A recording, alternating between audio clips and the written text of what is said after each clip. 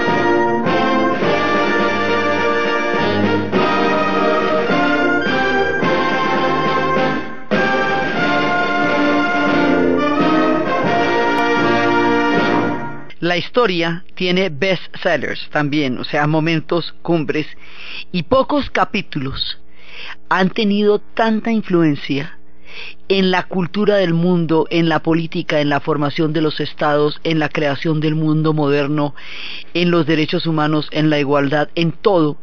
Pocos hechos han impactado tanto la historia del pensamiento occidental como la Revolución Francesa. Hoy hemos llegado a uno de los momentos cumbres en la historia de Francia, que va a tener muchos, pero este quizás es uno de los más emblemáticos, porque esto cambió al mundo para siempre. Entonces, comenzamos. La cosa estaba desde las guerras que estábamos viendo la vez pasada, en que Francia se fue metiendo en todo el escenario mundial, y cómo después de que había sido expulsada por los ingleses del Canadá, en toda esta aventura en la cual generó un país que tiene la mitad de la cultura francesa, por esa época en la cual Champlain y todos ellos y Cartier exploraron y llegaron a tener una buena parte del Canadá, y hoy por hoy allá queda Quebec y Montreal y todo eso. Cuando ellos fueron expulsados por los ingleses de allá, y los ingleses quedaron en control del Canadá, ahí se abrió una heridita que necesitaría una sacadita de clavo. Entonces la sacadita de clavo, por haber sido expulsados del Canadá, fue haber apoyado a los Estados Unidos en la guerra de independencia contra Inglaterra. Pero el apoyo tan entusiasta, y con Lafayette y con todo el mundo ahí, generó un desastre financiero en todo lo que va a ser el fisco de Francia. Entonces empiezan a empobrecerse. Todas estas guerras, les cuento, han ido mellando el tesoro, pero esta les costó muchísimo. Entonces, en vista de que había un problema económico grave, se trató de ver cómo se podía solucionar, a qué podíamos apelar. Entonces intentaron decirle a la nobleza que la nobleza tenía una serie de privilegios. Había unos impuestos que no pagaban, otros que sí pagaban, pero el que sí pagaba todos los impuestos era el pueblo, es decir, los pagaba todos. Sobre ellos descansaba fundamentalmente todo el sistema tributario. Entonces se le trató de decirle a los nobles que se bajaran de privilegios, que pagaran impuestos, que de alguna manera, mejor dicho, se metieran la mano al drill y colaboraran, porque la cosa estaba sumamente complicada. Y los nobles no accedieron a nada. Es más, intentaron revertir ese primer proceso que se había dado para formar el absolutismo monárquico, que era el de quebrar todos los poderes locales, ir debilitando todas las reglas y las leyes que hacían que los condes y los duques otrora fueran tan poderosos y que ahora fuera la figura del rey la que detentara todo ese poder. Intentaron buscar leyes antiguas que les dieran privilegios para evitar el tener que meterse la mano al drill y ver a ver cómo van a colaborar con esta crisis económica tan brava en la que Francia se metió por culpa de la guerra en Estados Unidos. Entonces, como eso no se pudo de ninguna manera, entonces se hizo una convocatoria a los Estados Generales para ver si con los Estados Generales se podía tratar el asunto.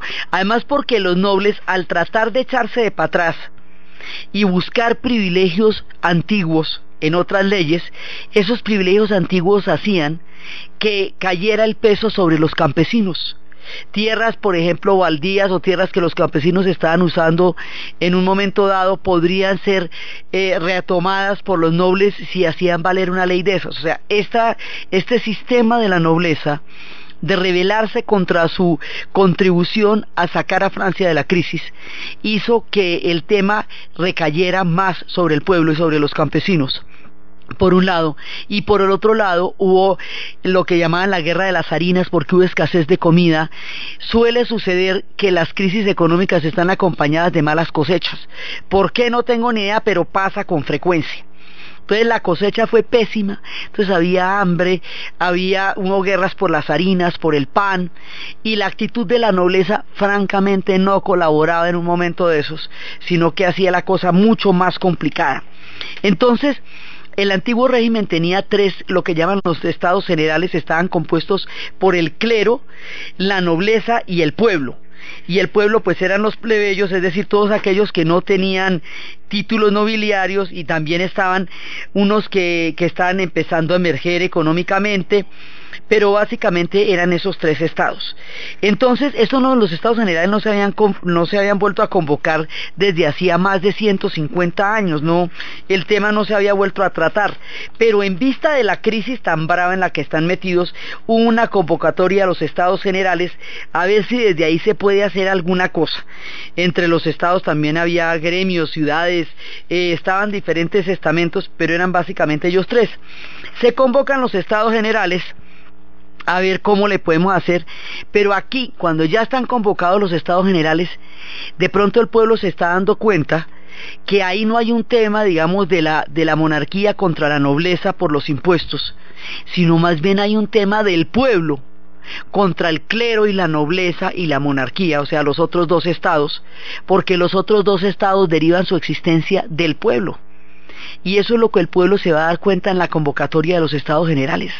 Entonces estamos ahí y dicen, bueno, ¿y quién manda? O sea, digamos, ¿cómo vamos a formar? Y ahí empieza a darse una idea, y es que se empieza a formar un concepto de nación. Entonces, durante la convocatoria, cada vez que se va a hacer algún tipo de decisión definitiva, el rey lo veta. Y el rey lo veta, y el rey lo veta, y lo va empantanando la cosa, va, digamos, embolatándola. Entonces no llegamos a ninguna conclusión sobre el tema de los impuestos, que es la razón por la cual nos hemos reunido, y hay un momento en que esto que había sido una asamblea, la convocatoria de todos, esto no se va a poder hacer ya en la sala porque el rey los expulsa de la sala. Entonces, cuando el rey los expulsa de la sala, ellos dicen, no, pero no nos vamos a ir con las manos vacías y no nos vamos a ir aquí en las condiciones en las que estamos, nos seguimos reuniendo, y se van a reunir en una cancha, en un estadio, en una cancha deportiva, y van a hacer un juramento, y eso se llama el juramento del juego de la pelota. Y el juramento del juego de la pelota quiere decir que esa asamblea no se va a disolver hasta que no haya una nueva constitución. Esto se vuelve una asamblea nacional constituyente. Sí, digamos, esto es para sacar una nueva constitución y vamos a gobernarnos de otra manera. Y es Mirabeau el que dice, no, de aquí no nos van a sacar, y hasta que no tengamos otra constitución, esto no va a ser de esta manera. Entonces ya viene otra etapa, y ahí empieza a surgir ese concepto de nación, que la nación somos todos, pero la nación es el pueblo. es esa el nombre del cual emana la autoridad, empieza ya a darse ese tema. Y entonces empiezan todos los conceptos, a manejarse los conceptos políticos, y empiezan a preguntarse, y ahí Sieyès es el que va a decir que el concepto de naciones va a ser tan importante allá. Entonces están todos reunidos allá, y en ese momento ya se van a dar cuenta que esto no, digamos, no lo logran desempantanar, y ya empiezan a movilizarse y empiezan a moverse, y hay un momento en que parecería que llegaron, digamos, como a una especie de acuerdo. Hay un momento en que el rey acepta una nueva asamblea, una nueva constitución. Entonces ahí estamos, digamos, como acercándonos un poco a lo que sería una monarquía constitucional del estilo inglés, donde ya habían hecho toda la vuelta, ya se habían hecho todas las guerras, pero los ingleses llegaron a un acuerdo finalmente después de Cromwell, y volvieron a restaurar el rey, pero ya con el parlamento, y no hubo necesidad, digamos, de llegar a los extremos que aquí van a pasar, y la Torre de Londres va a seguir existiendo. Entonces, cuando va pasando todo esto, y todavía no llegamos como al punto del acuerdo, pero bueno, ahí hay una asamblea, digamos, aquí las cosas aparentemente hubieran podido llegar a un margen de acuerdo. En realidad, en la radicalidad de la época no hubiera sido posible, porque el rey venía de un derecho de todas maneras, que era el derecho de estar en el trono por una legitimidad autoimpuesta, por Dios, pero también por la razón, por todo lo que usted quiera, y esto lo que se estaba haciendo era limitar la autoridad del rey. En Francia eso nunca se había hecho. En un momento dado parecería que estuviéramos llegando a un acuerdo, pero resulta que el rey empieza a echarse de para atrás. El rey lo que quiere es que los estados se reúnan por separado. El rey no va a aceptar realmente las cosas, y cuando se dan cuenta que el rey no está dispuesto a respaldar lo que ellos están pactando, empiezan las movilizaciones. Entonces la gente se empieza a movilizar en París. Todas las conversaciones las estamos teniendo originalmente en Versalles.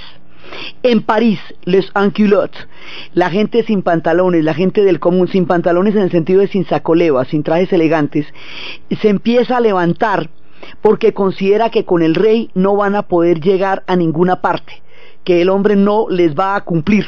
Entonces se levantan y se van hacia la Bastilla, porque entre otras cosas la Bastilla tenía unos cañones que estaban apuntando hacia los barrios populares y que eran muy peligrosos. Cuando ellos se están dando cuenta que las cosas pueden llegar a ese término, se van para allá, y originalmente se habían ido hacia los Inválidos. El pueblo de París había sacado las armas, pero no tenían municiones. Entonces les dicen que en la Bastilla hay municiones. La Bastilla además era odiada por ser una prisión política. Sus cañones se estaban enfrentando a la gente, lo cual era muy peligroso, y había el chisme de que estaban las municiones que necesitaban para tomarse las armas. Entonces se van a la Bastilla, se toman las municiones. Allá no logran tampoco ninguna negociación. Entonces al alcalde y a las autoridades van empezando a decapitarlas y las ponen en una pica, y se toman la Bastilla. Esa toma de la Bastilla, el incendio total, ahí ya no había sino 7 prisioneros, pero era el valor simbólico, era la falta de palabra del rey, era el pueblo en armas. Este ya es el primer levantamiento general, y es donde se fecha el inicio de la Revolución Francesa, a partir del levantamiento del pueblo de París, que va y se toma la Bastilla. Entonces, esto es lo que ocurre el 14 de julio de 1789, que es la fecha oficial de la revolución, y es precisamente lo que los franceses celebran como el Día Nacional. El Día Nacional de Francia es el 14 de julio por la toma de la Bastilla, y este es, digamos, el sello de que la revolución como tal ha comenzado. Entonces están todos los levantamientos en las calles de París de parte de les sans-culottes, y ahí es cuando deciden que van a trasladar la corte de Versalles a París, para que se vayan unificando. Entonces se traen a los reyes para París, y para que sesionen allá. Entonces el rey y la reina van a intentar, cuando se hace todo esto, van a intentar huir, pero los van a detener y los llevan a París. Y cuando los detienen y los llevan a París, entonces van a entrar al palacio, y van a encontrar unos cofres de hierro, y esos cofres de hierro contienen unas cartas que prueban que el rey ha estado en contactos y en conspiraciones con los ejércitos de las potencias vecinas para una posible invasión a Francia, para derrocar este naciente gobierno que se está empezando a dar. O sea, el rey está traicionándolos, por un lado diciéndoles una palabra que no acaba de cumplir, y por otro lado pactando con los ejércitos extranjeros. Entonces, esta prueba de traición ya es una cosa irrefutable. Están todas las cartas y todas las comunicaciones donde él claramente dice cómo y de qué manera deben entrar los austriacos y deben entrar todos los demás ejércitos a aplastar esto que es la primera revolución. Entonces, esta traición del rey es lo que ellos no van a perdonar.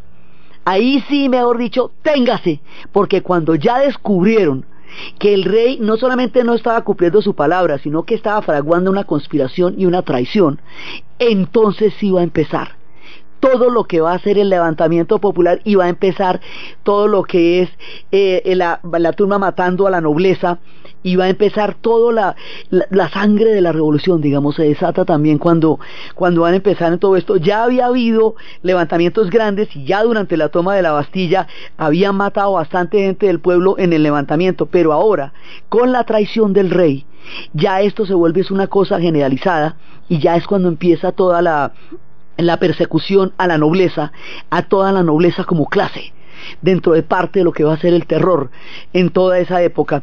Entonces ya las cosas van a tener otro carácter completamente diferente. Ahí ya no estamos hablando ni de un veto, ya se le había quitado el derecho al veto al rey, ya se le había quitado el privilegio de la nobleza, porque esta revolución va contra todos los privilegios. Una de las cosas que va a cambiar esta revolución es que ya no van a ser súbditos, sino ciudadanos. O sea, el concepto del antiguo régimen, que es como se le llamaba al gobierno que tenía Francia antes de la revolución, era un concepto que se manejaba en toda Europa. Era un concepto donde el rey era un ser superior y el noble era un ser con privilegios y alcurnias, y la gente del pueblo no tendría que respetar todos esos privilegios, y ellos eran dueños de la vida de la gente del pueblo y los podían maltratar como quisieran, y todos esos privilegios estaban simbolizados en una serie de tratos, de palabras, de elementos.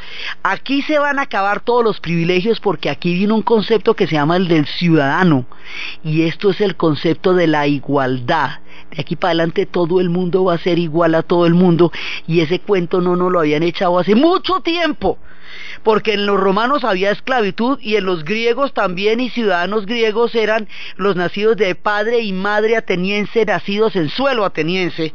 Esos eran los que tenían derecho a ser ciudadanos. O sea, el tema de la igualdad no lo hemos tocado políticamente hasta ahora, y esta gente lo va a tocar por primera vez. Entonces, esa es una de las cosas que lo va a hacer tan emblemática, tan diferente. Esta va a ser la primera revolución en la historia, la primera revolución con R mayúscula. ¿Por qué la primera? La revolución americana era una guerra de independencia. Ella consagró por primera vez los derechos de igualdad ante la ley en una constitución, la constitución americana, la primera, que dice que es un principio autoevidente en sí mismo, que todos los hombres nacen y son iguales ante la ley. ¿Sí? Pero sigue siendo una guerra de independencia. La revolución inglesa era una revolución por el parlamento, pero esta es una revolución para transformar por completo toda la estructura de la nación francesa, y es entre los franceses mismos. Entonces, por eso es la primera revolución. Como esto es la primera revolución, nunca se ha hecho antes, no ha pasado antes en la historia de Occidente una cosa de este tamaño. Entonces, todo lo que pase se va a convertir en arquetípico, y de ahí en adelante el resto de las revoluciones que sigan en los años y siglos venideros, y particularmente en el siglo XX, van a calcar los modelos de esta revolución, y sus errores también, y sus grandezas también. Ella va a ser el modelo, el manualito de las revoluciones lo escriben los franceses en la Bastilla, así le digo, de ese tamaño es la cosa. Todo lo demás va a atravesar los dilemas, los procesos, las discusiones y las miradas que los franceses tuvieron que atravesar cuando estaban escribiendo con letras mayúsculas uno de los principales capítulos de la historia.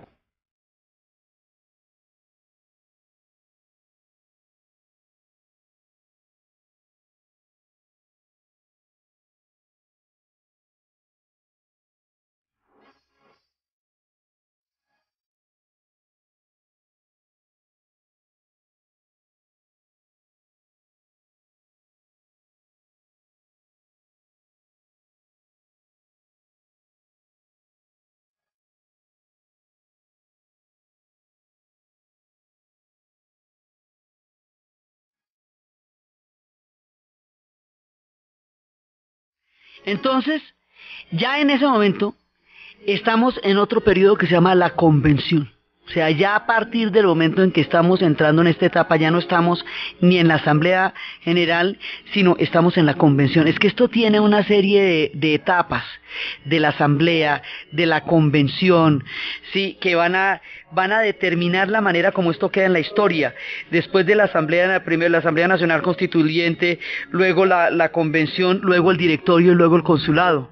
Y el consulado es de donde va a salir eventualmente Napoleón. Entonces aquí vamos a pasar a la etapa de la convención. Y la etapa de la convención, o sea, esto, la toma es en 1789, pero ya todos estos procesos que se van a dar ya son en el 90, 91, ¿sí? Entonces empiezan a ver cómo vamos a hacer. Esto está conformado por una cantidad de gente. Hay muchas fracciones. Hay unas fracciones muy radicales que se llaman los jacobinos.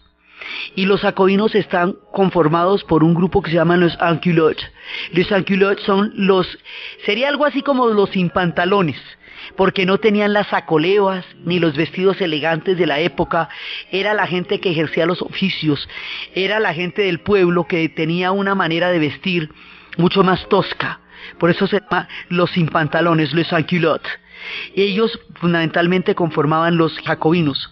Los jacobinos son la fracción más radical, y en esa fracción radical aquí hay clubes, hay comunas, hay toda clase de tendencias políticas, y cada una de estas tendencias políticas va a ser también emblemática. Entonces ellos van a estar allá, y hay otra fracción más moderada que se van a llamar los girondinos. Y los girondinos es de donde viene, dice, era la burguesía, o sea, entendemos por burguesía los habitantes de las ciudades, ¿no? De los burgos. Entonces, la burguesía también va a estar entre los girondinos. Son básicamente estos dos, pero en los jacobinos hay movimientos todavía más radicales, uno de los cuales es la comuna. Y hay un club que se llama el Club de los Cordeleros, y del Club de los Cordeleros es miembro Danton. Y aquí en los jacobinos van a destacar tres personajes que se llaman Danton, Robespierre y Marat, que son, digamos, como los más emblemáticos de la Revolución Francesa. Esa es tan la extrema de los jacobinos que mucho tiempo después Antonio Machado diría en uno de sus versos: hay en mis venas gotas de sangre jacobina, pero mi verso brota de manantial sereno, y más que un hombre adusto que sabe su doctrina, soy en el buen sentido de la palabra bueno. Quiere decir esto que los jacobinos quedaron inscritos en la historia como la forma más radicalizada, más extrema de emprender un proceso revolucionario. En todos los procesos revolucionarios, desde entonces hasta ahora, hay sectores más moderados y sectores más radicales. Aquí los sectores más radicales, que van a ser los jacobinos, son los que van a tener un giro en la historia, porque ellos eventualmente van a terminar eliminando al otro sector y van a concentrarlo ellos. Entonces, en un principio también uno de los personajes, que era un periodista, que era un publicista y que había sido una figura muy importante, Jean-Paul Marat, él había tenido un periódico que se llamaba El Amigo del Pueblo. Él lo dirigió durante la Revolución y tenía posiciones muy radicales y hablaba de los traidores a la Revolución, y él estuvo en la convención en las facciones más extremas. Y él fue el que también habló contra los girondinos en un momento dado, porque las facciones se van a enfrentar entre sí en un momento más adelante, y algunos lo consideraban como la encarnación del personaje más extremista de todos, más fuerte de todos. Entonces él para unos personificaba pues como el terror de la extrema, de hasta dónde podía llegar un proceso de estos. Y este personaje va a ser asesinado en su bañera por una mujer que se llamaba Carlota Corday, que va a aprovechar el momento en que él estaba en la bañera y en ese momento lo apuñaló. Hay una obra de Peter Brook que se llama Marat Sade, que es una obra que es una representación en un manicomio, en el cual se pone en palabras del Marqués de Sade, personaje que vamos a ver también durante estos capítulos, y que va a vivir en esta época, en la cual él escribe desde el manicomio la historia de Marat. se llama Maratzade, es una obra de teatro y es una película que es bastante brava. Entonces, en la primera etapa de esto es asesinado Marat y está su famoso cuadro en la bañera, la imagen del divino Marat. Entonces aquí nos vamos a quedar con Robespierre, Maximilien Robespierre y Georges Danton. Y ellos van a ser los personajes. Entonces, la idea es crear un mundo totalmente diferente. Ellos van a cambiar el mundo tanto que van a cambiar hasta el calendario. Van a tener un calendario republicano. Esta es otra de las cosas en las cuales el resto de las revoluciones en el mundo los van a imitar. Las revoluciones crean la sensación de que los pueblos nacen por primera vez, de hacer borrón y cuenta nueva de toda la historia anterior, que todo se crea con el triunfo de una revolución. En las siguientes revoluciones este patrón se va a repetir muchísimo. La revolución rusa va a ser octubre, y eso mejor dicho ese es el año 1, ¿sí? La revolución cubana todavía cuenta sus años a partir del año 50, por ejemplo, de la revolución. Estos van a ir más allá, estos van a crear un calendario, van a sustituir el calendario gregoriano que estaba en ese momento vigente, y un calendario que va a tener el vendimario, que es en otoño, que es septiembre, el brumario, que es en octubre, y el frimario. En el invierno van a tener el nivoso, que es el 21 de diciembre, van a tener el pluvioso, que es el 21 de enero al 18 de febrero, el ventoso, que es el que va a ser en febrero y marzo. A los días les van a poner premidí, decadí, van a tener semanas de 10 días. Esta gente se inventó el sistema métrico decimal, ¿no? Entre las curiosidades. Entonces van a dividir también en 10 semanas, que van a llamar décadas. Las semanas van a tener 10 días. La primavera la van a llamar germinal, luego floreal, que va a ser ya, y luego pradal.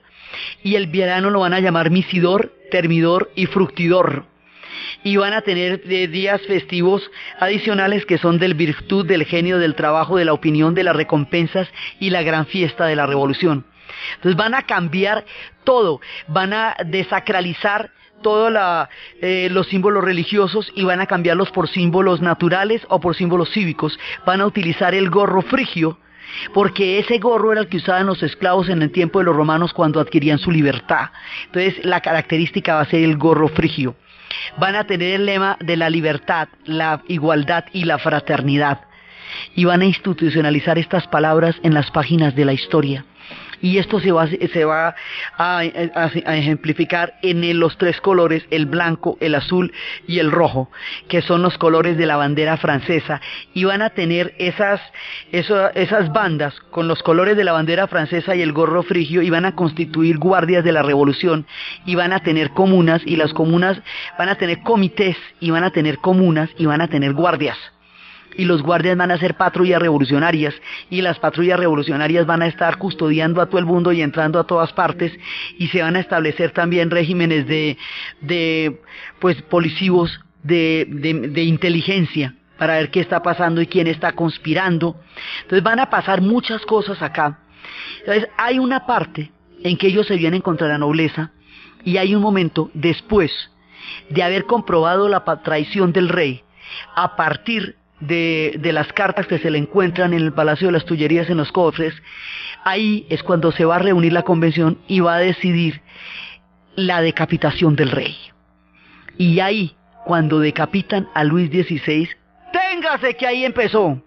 Y es que, mejor dicho, van a decapitar a Raimundo y todo el mundo de ahí en adelante. O sea, entrados en gastos, una vez decapitado el rey, sí, ya la cosa se va a poner de un tamaño absolutamente increíble.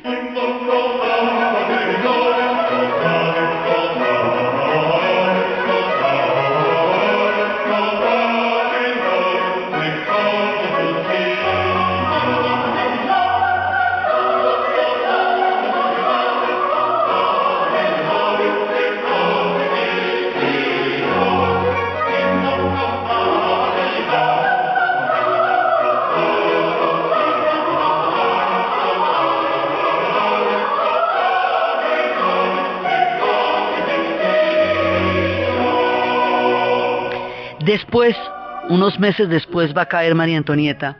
María Antonieta, un personaje que ha sido, digamos, muy notado en la historia, una chica austriaca. Pero es que además ahí en ese momento hay una guerra con los austriacos en la frontera. y los austríacos eran parte de los enemigos. Entonces ella va a quedar siempre como una austríaca. Ella es una reina adolescente, muy jovencita, muy inexperta, criada en el fastuoso mundo de los Habsburgo como una princesa de primera línea. Ella no tenía que preocuparse de nada sino de estar titina. Entonces ella se va a casar, la van a casar con Luis XVI cuando los dos eran jovencitos, y ella va a llegar a esa corte en un desconocimiento total de la cultura y del pueblo francés, y en un desinterés también muy grande. Ella no era ni la más imbécil de todas las superficiales, ni tampoco la más genial, ni tampoco la más inteligente. Era una mujer inexperta en un mundo desconocido que no tuvo ni la audacia, ni el carácter, ni la inteligencia para tratar de ganarse a esa corte, porque habíamos visto casos como las Catalinas, que siendo reinas florentinas, habían logrado entender a los franceses como anillo al dedo y convertirse en personajes de primera línea. Pero esta no hace ninguna de esas vueltas. Entonces ella estaba como en el tema de su corona, de sus lujos, de sus fiestas, de toda la fastuosidad de la vida que se vivía en Versalles. Ella disfrutaba mucho de eso, tuvo sus 2 hijos al principio y entonces hay un incidente en el cual se dice que un joyero dice que el cardenal pidió para ella un aderezo de diamantes que costaba 1.000.000 de libras, una cosa absurda. Dicen que ni el cardenal los ordenó, ni ella tampoco, que eso fue como un ardid del joyero, pero resulta que quedó como que la reina había influido en el cardenal para hacerse a un aderezo de diamantes que costaba lo que podía costar la comida del pueblo francés en yo no sé cuánto tiempo en estas épocas de hambre, y ella, que había sido antipática ante su pueblo, queda por eso que llevar convertida en una mujer fatua, pero además cínica y superficial, y se le atribuye la famosa frase cuando iba mirando las terribles condiciones del pueblo en las calles, que por qué estaban tan tristes, dice que porque no tenían pan para llevarse a la boca, entonces que comieran tortas. Tampoco se sabe si ella realmente dijo eso o no. La frase también tiene registros anteriores, pero así quedó. Entonces esta mujer va a tener el simbolismo de todo lo odioso y lo repelente que resulta el antiguo régimen. Ahora vamos a manejar mucho la palabra del antiguo régimen, porque el antiguo régimen es aquello contra lo que se va a instaurar la revolución, contra el estado general de las cosas, contra los privilegios, contra la nobleza, contra las injusticias, la inequidad de la distribución, contra todas las cosas que estaban pasando antes, y contra un mundo en el cual el pueblo tenía unas condiciones no solamente miserables en términos de alimentación, sino de vida y de calidad y de todo. Entonces esta mujer va a llevar la culpa de todos los males del pueblo. Entonces la van a decapitar acto seguido. Dicen que el donaire, la valentía, la bravura con que esta mujer manejó los últimos días, le dieron respeto ya en el cadalso, en la guillotina. Pero digamos, eso era como para morir regia, pero ella quedó con ese simbolismo ante la historia. Y una vez que han sido ejecutados los reyes, en esta guillotina que no va a parar, de aquí para adelante se va contra todo el mundo. Entonces van a por la nobleza como clase social, y esto van a ser unas matanzas muy grandes al principio contra la nobleza, contra todos los privilegios, contra toda la clase social. Esto se desborda y se desborda. Dicen que hubo más o menos 20.000 nobles que murieron, o sea, toda la clase, o sea, toda rumba de Versalles que les había contado, toda rumba la van a decapitar. Y aquí va a haber los extremos de los extremos y los excesos de los excesos, y aquí va a morir gente hasta como D'Alembert, el matemático, imagínate tú. Aquí va el duque de Orleans, que era un inglés, pero él había prestado su casa para las discusiones, para los debates, era un liberal, un librepensador. A ese también, o sea, eso le va a tocar a los directamente afectados y a todos los demás, y a los primos y a los vecinos, y si se queda mucho tiempo también le toca. Y hay una parte que es como la parte que suscita más polémica alrededor de la revolución, y es lo que se conoce como el periodo del terror. Y el periodo del terror es cuando, en el tiempo de la convención, todo esto sucede en el marco de la convención, estamos en los años 91, 92, en esos primeros tiempos. Ahí en esa época va a suceder que se genere entre los clubes, comités, comunas y todas las organizaciones que se están generando en la revolución, va a haber una que se llama el Comité de Salud Pública. Y el Comité de Salud Pública se va a autoerigir como una especie de, como un tribunal que decide quiénes deben ser ejecutados, y ese pedazo es cuando empiezan a ejecutar a los mismos que hicieron la revolución.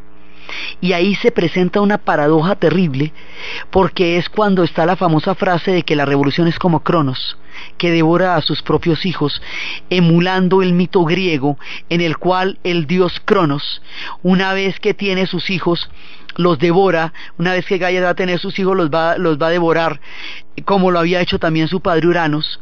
Entonces este mecanismo por el cual la revolución empieza a juzgar a quienes de los que la hicieron son contrarrevolucionarios, y por esa vía empieza a emellar y a horadar a los mismos que lucharon y que la hicieron. Danton fue el que se inventó el poder popular, a todos los mismos que la hicieron. Este es uno de los enigmas más grandes que existen en las revoluciones. ¿Cómo hacer que ella no se devore a sí misma, que no cree los estigmas, que no mate a la gente que la sirvió, que la hizo posible, y que no se creen estas purgas terribles que hacen que toda clase de excesos se cometan y que después queden en la historia con unos registros de terror? Esto se conoce como el régimen del terror, y ahí van a caer que la hicieron. Ahí Robespierre, el incorruptible, Maximilien Robespierre, un hombre frío, de un temperamento helado, pero de un hombre de una capacidad intelectual muy grande y un hombre de unas convicciones muy profundas, se consideraba un hombre de una pureza moral enorme, y va a presidir el comité con otro más todavía más radical, que era Saint-Just, y otro poco de gente del comité, y estos van poniendo las listas de quién toca ejecutar ahí. Y ahí van a caer pues va a caer Danton, va a caer Desmoulins, Philippot, van a caer varios de los que hicieron la revolución. Y ahí en ese momento la revolución entra en un problema muy grave, porque se supone que esto se hizo por la libertad de expresión, por la libertad de opinión, porque en la primera parte, en la pura primera parte de la revolución, se alcanzan a firmar ya los derechos del hombre y del ciudadano, aquellos que consignan que el hombre es igual ante la ley, que es un ciudadano y en cuanto tal tiene derecho a su integridad física, tiene derecho a su opinión, a su libre expresión. Esos derechos humanos que hoy son la medida de los estados democráticos y de derecho, esos derechos humanos son producto de la Revolución Francesa.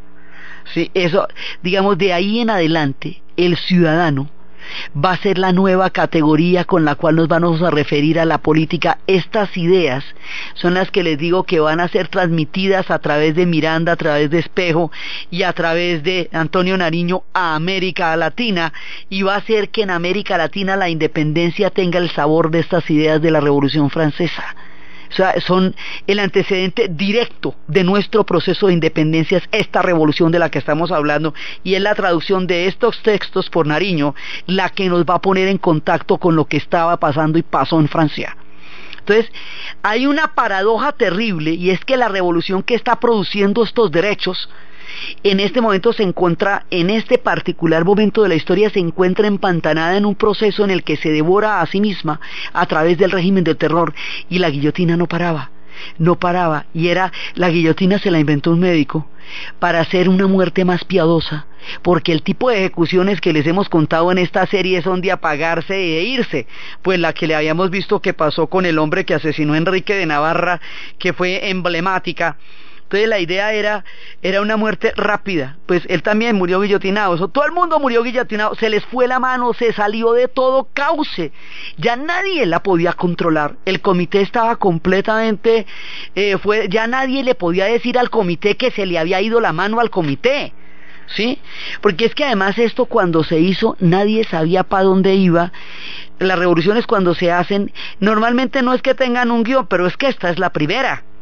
Entonces, ¿cómo sabemos para dónde vamos?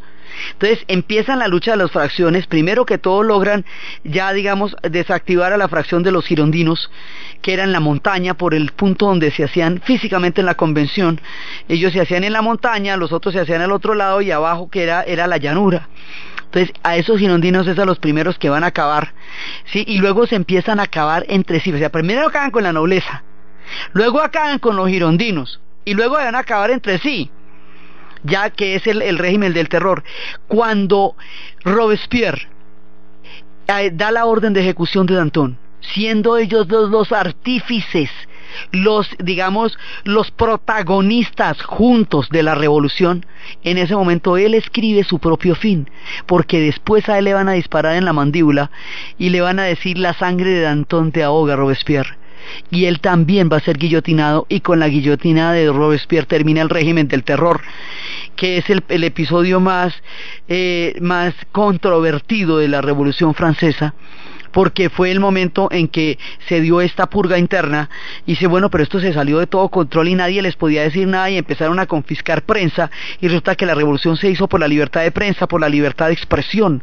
Entonces, este nudito de cómo no traicionar los principios en nombre de los cuales usted hizo la revolución, y cómo no traicionarlos en nombre de los principios que usted está defendiendo, es lo que todavía no nos sabemos. Ese truquito no lo hemos aprendido, ¿sí? O sea, todavía no hay nadie que escape a esta dinámica, no conocemos ninguna. Que cuando estuvimos dando en su tiempo la Revolución Mexicana, eso también, todos los que la hicieron terminaron fusilados, ¿sí? Eso, digamos, es una dinámica que hasta ahora han presentado las revoluciones, y esta lo va a hacer de una manera muy brava. Entonces, es por eso que este periodo va a generar tantas polémicas en la historia, porque es un periodo en donde los ideales se traicionan. Sin embargo, la revolución es dinámica, va a continuar, va a seguir. Ella va a seguir, y ya después de esto entonces pasamos a otro periodo cuando se acaba el terror. Pero la revolución va generando una serie de ideas que son las que sobrevivirán a todo, las que van a sobrevivir a los protagonistas, al régimen del terror, a la convención, a todo, y que van a llevar la revolución después por el resto de Europa. Esas ideas son las ideas del ciudadano, las ideas de la igualdad, la abolición de los privilegios. El idioma cambia, la gente se empieza a tutear por las calles, todas las palabras que implican señorío, que implican alcurnia o que implican algún tipo de distinción o privilegio van a ser abolidas. El hecho de ser ciudadanos implica que todos van a ser tratados como iguales. O sea, ese mundo en el cual había los de abajo que estaban completamente sometidos por haber nacido simplemente en esos hogares, y los de arriba que tenían todos los derechos, ese mundo políticamente se acaba con la Revolución Francesa. Aunque en la realidad siga existiendo, en la Revolución Francesa lo va a acabar, en Francia lo va a erradicar. Entonces va a generar el concepto de nación. Una cosa es el Estado Nacional, esto es la nación. ¿La nación quién es? Los ciudadanos. ¿Cuál es la base de la nación y de los ciudadanos? El contrato social de Rousseau.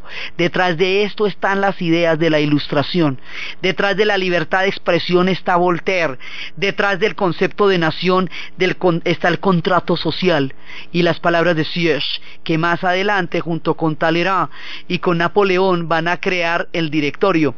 Entonces, aquí es donde se están dando las matrices de la historia de Occidente, pero se están dando de una manera turbulenta, como es toda la historia de Francia, porque la historia de Francia es cataclísmica.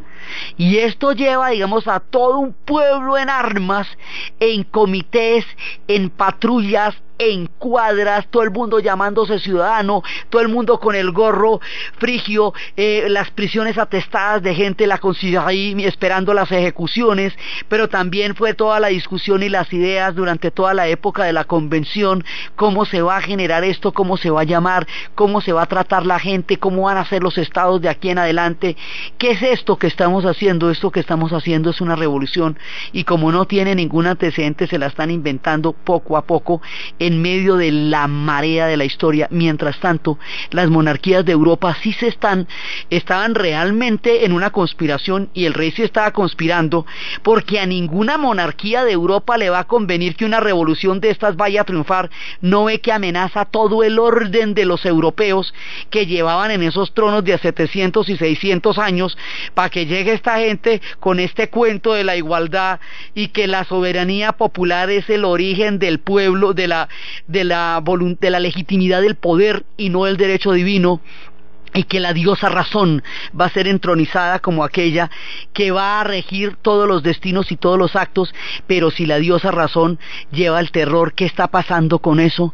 Entonces, estas ideas en este momento están revolucionando Francia. Cuando llegue Napoleón van a revolucionar Europa y luego el mundo, porque Napoleón va a ser el jefe de prensa de la Revolución Francesa.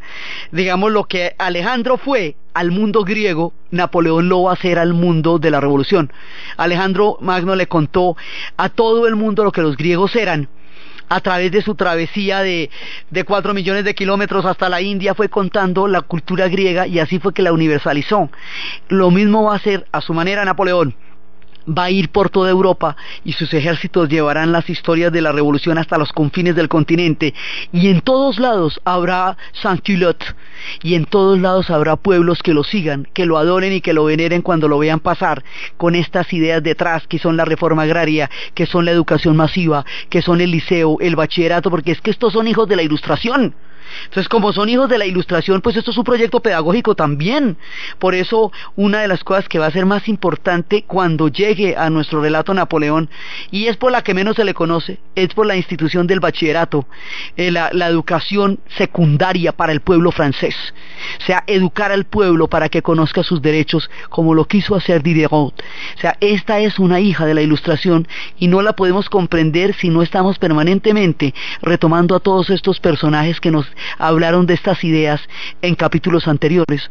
Entonces, esto se va formando así, y va creciendo una marea, la cosa más impresionante. Todas las monarquías están en pie tratando de entrar acá para evitar que este proceso se consolide, y eso lo radicaliza todavía más, y va a llevar todavía más a la suspicacia y a que la gente esté espiando por las calles, y a que a todo el mundo denuncie al otro por ser un contrarrevolucionario. Y Francia está hirviendo, o sea, está en la plena marea de la historia. Entonces, aquí, en la plena marea de la historia, detenemos el relato para continuar en nuestro siguiente programa con lo que va a ser el directorio, con lo que va a ser el consulado, y con todas las ideas que van cambiando, y con toda la manera como Europa percibirá esto, y como Francia habrá cambiado para siempre después de esta revolución.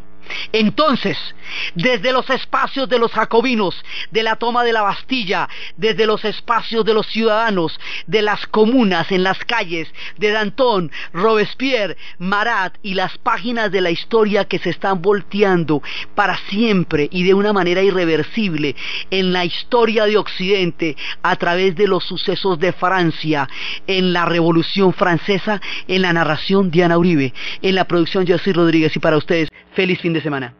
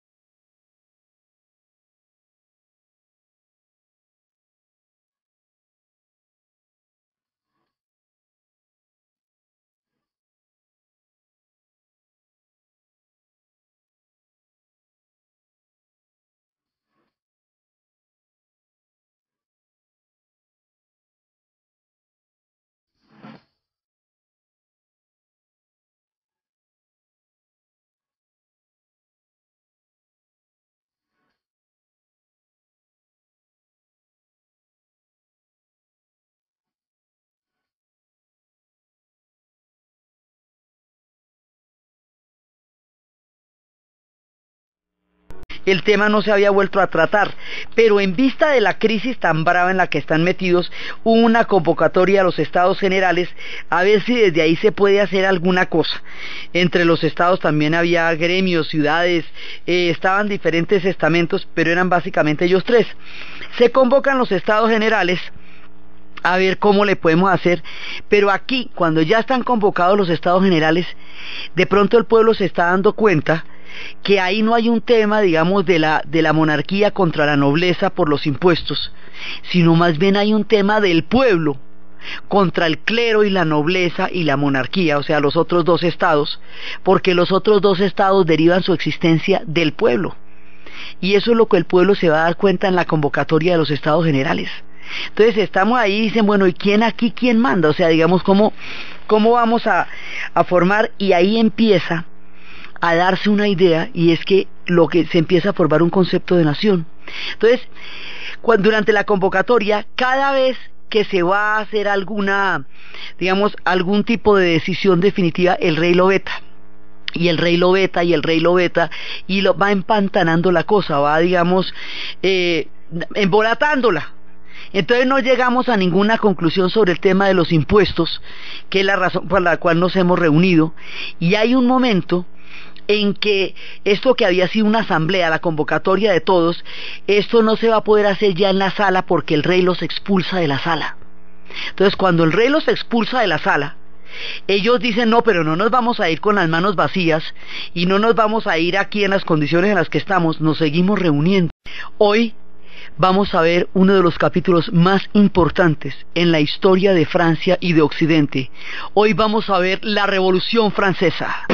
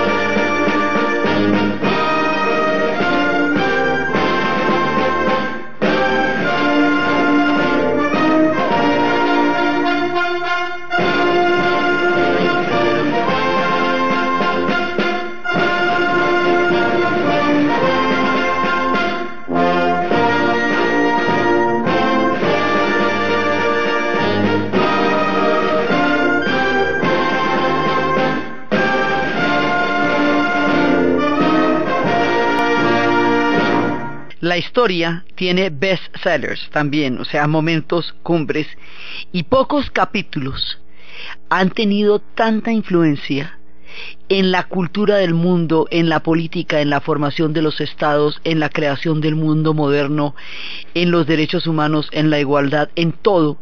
Pocos hechos han impactado tanto la historia del pensamiento occidental como la Revolución Francesa. Hoy hemos llegado a uno de los momentos cumbres en la historia de Francia, que va a tener muchos, pero este quizás es uno de los más emblemáticos, porque esto cambió al mundo para siempre. Entonces, comenzamos.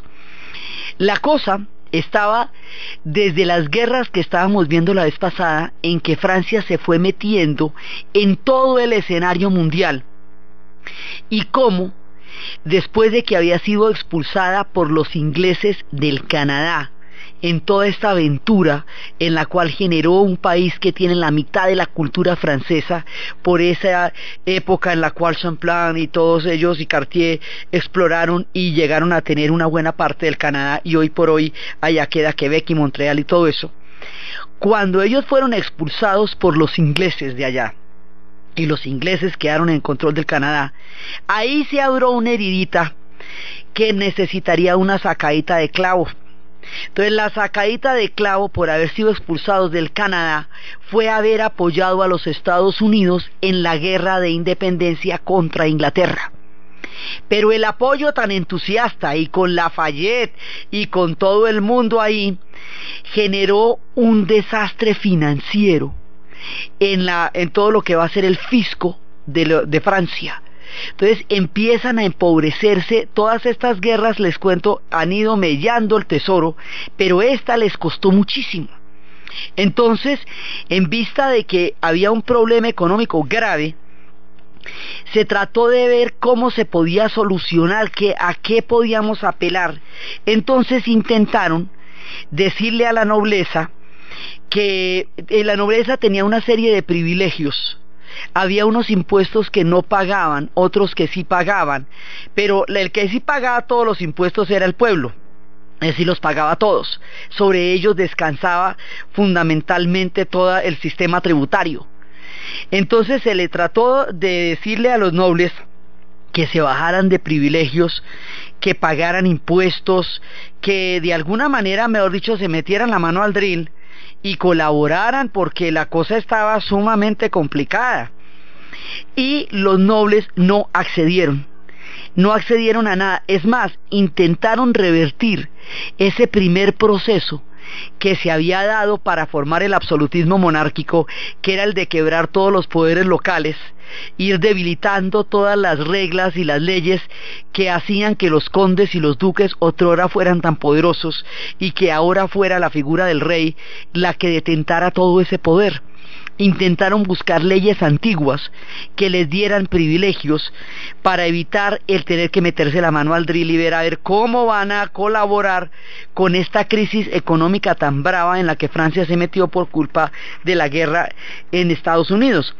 Entonces, como eso no se pudo de ninguna manera, entonces se hizo una convocatoria a los Estados Generales para ver si con los Estados Generales se podía tratar el asunto.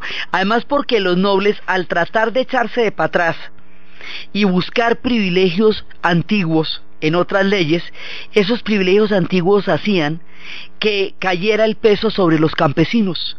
Tierras, por ejemplo, baldías, o tierras que los campesinos estaban usando en un momento dado, podrían ser retomadas por los nobles si hacían valer una ley de esas. O sea, este sistema de la nobleza de rebelarse contra su contribución a sacar a Francia de la crisis hizo que el tema recayera más sobre el pueblo y sobre los campesinos, por un lado, y por el otro lado hubo lo que llamaban la guerra de las harinas, porque hubo escasez de comida.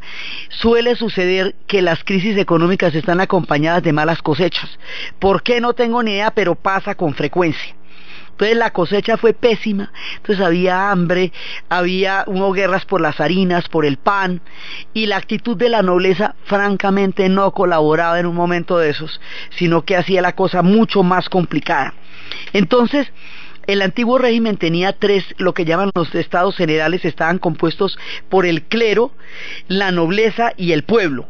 Y el pueblo pues eran los plebeyos, es decir, todos aquellos que no tenían títulos nobiliarios, y también estaban unos que estaban empezando a emerger económicamente, pero básicamente eran esos tres estados. Entonces, los Estados Generales no se habían vuelto a convocar desde hacía más de 150 años, ¿no?